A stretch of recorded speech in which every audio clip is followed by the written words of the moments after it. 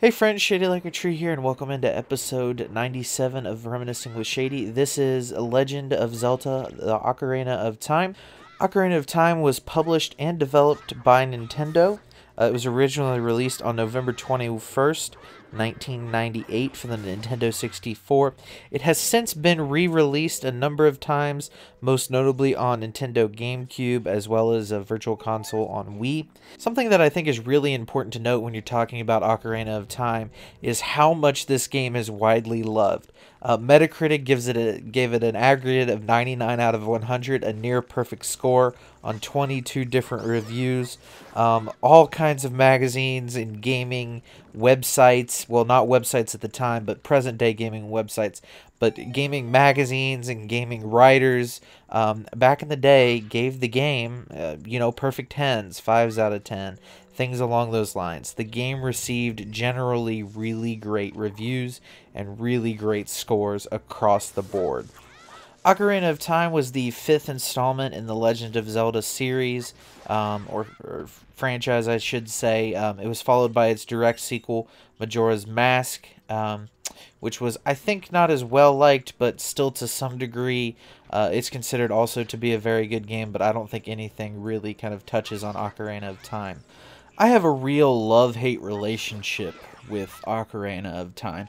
While on one hand I do recognize that it is a high-quality game for the era for when it was released in 1998, and I recognize its storytelling elements, and I recognize its gameplay and its controls and the new things it brought to it brought to kind of the 3D kind of semi-open world shooter and whatnot.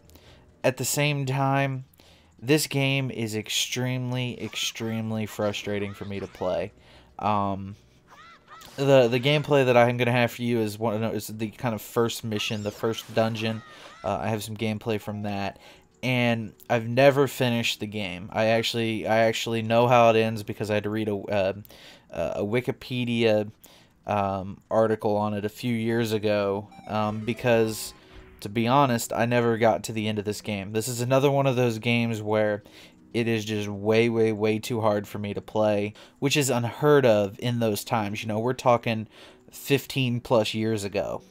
But on some level, I think that that's what also makes Ocarina of Time a really special game, is that it's difficult, it's challenging, and this is what games were like back in the day. You know, video games were very much based on how much time you spent in them. It wasn't a, well, this is the experience they gave me, was it a good experience? It was, did I get my money's worth? Did I enjoy my experience? Was it too easy? Was it too hard? Was it just right? All of those things kind of come into play, and I think that the fact that Ocarina of Time is difficult makes it a more lasting experience, a more memorable experience, and overall a better experience. Something else to note was that in the United States there were over 500,000 pre-orders that were placed on the game, which kind of shattered all records prior to that. It sold more than 1 million copies in the first week. In 1998, and granted, this came out on November 21st, so we're talking, 10 days plus 31, so we're talking roughly 40 days. It sold 2.5 million copies. Before I share a story with you about this game, because I'm going to be honest, I don't really have a whole lot to say about Ocarina of Time, I did want to share that I universally love the soundtrack and the audio.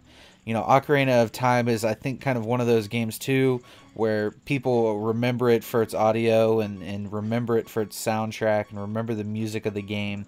I have the soundtrack. I have a physical copy of the soundtrack from a few years ago, and it's something that I don't regularly listen to in the way I listen to a lot of other, kind of more music that's kind of in my style, the pop, the rock, the Bruce Springsteens, the stuff I listen to all the time. But on occasion, I find myself wanting to come back to the Ocarina of Time soundtrack and just kind of veg out to, those melodic tunes and, the sounds of, the late 90s when we first started gaming. And by we, I mean, people of my age. In fact, I would play you that soundtrack now, but I'm afraid that if I were to do that, I would probably be struck down by the Nintendo gods for copyright. So I'll try to, in the description, along with the other links that go along with this video, provide a link to the soundtrack somewhere. And hopefully you guys can take a minute to listen to that, because it really is, it sets you in the mood for this game, and it takes you on that adventure. It is sort of your, if you will, it is your sort of fairy that kind of guides you along in your journey through the game.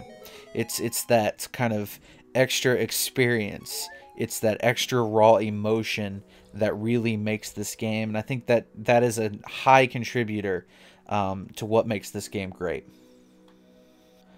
One final thought before I share my final story of my experience with this game for you is that this is one of the very few games, along with Donkey Kong and Perfect Dark, that requires the Nintendo expansion pack.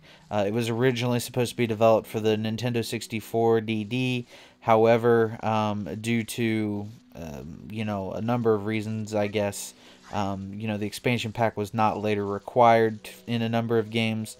However, it was required for this game, and I think this game actually looks better visually than a lot of other games that came out, around this time and shortly thereafter. I think it certainly looks on par with Pokemon Stadium, which I believe came out a year later, and I think it's certainly, better looking than Mario. It's got, more detail than Mario 64. So I'm pretty sure I've talked about this before, but a lot of my experiences with Ocarina of Time come from Walmart. And for those of you youngins who might not know about this because they don't really do it anymore, Walmart used to put demo consoles on display back in the day when PlayStation 2 and Nintendo and things like that, and PlayStation 1 even, were kind of the main consoles. They used to have display consoles with really crappy controllers because everyone destroyed the controllers for reasons unbeknownst to me, probably just because they got a lot of playtime.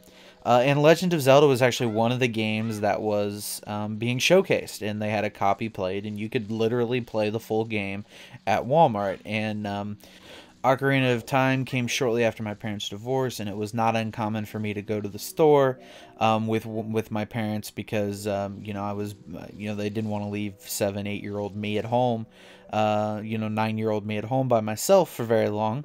So they would often take me with me, but I would get bored doing all the shopping that was required, especially if they needed to go buy clothes or shoes or what have you.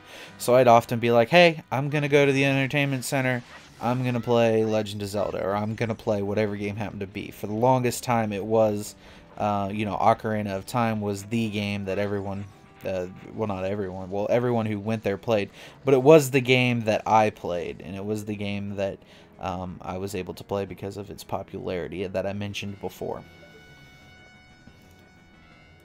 Now on to the actual story. I was at the local Walmart, which is in a different place than it is now, which is kind of, I think, great, funny, ironic, what have you.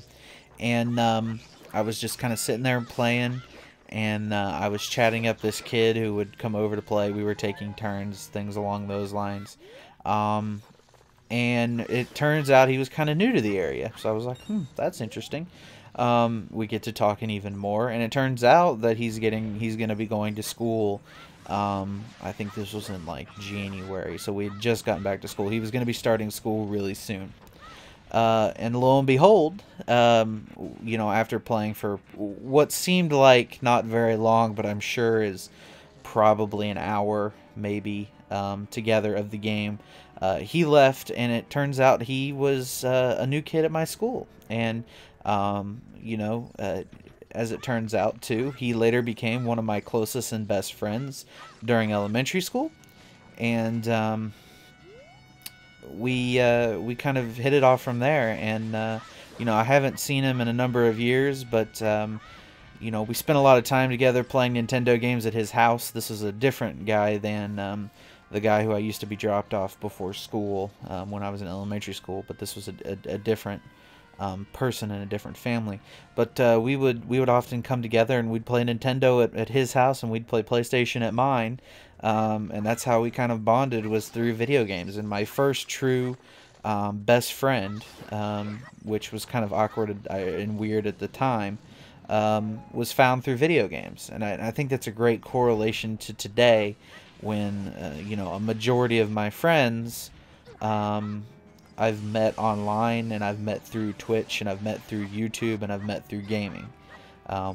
So I think that's kind of really cool to kind of look back and see that my first true best friend I met playing video games together in a Walmart, which is a really cool, fun, different, weird, awesome, you know, thing to have happen to you. So I want to thank you guys very much for watching this video. This has been Reminiscing with Shady, episode 97, The Legend of Zelda Ocarina of Time from the Nintendo 64. I certainly hope you guys have enjoyed watching, and check out those links in the description. You can find out more information about me, and as well as this Reminiscing with Shady series. Thank you guys very much for watching, and I'll see you next time.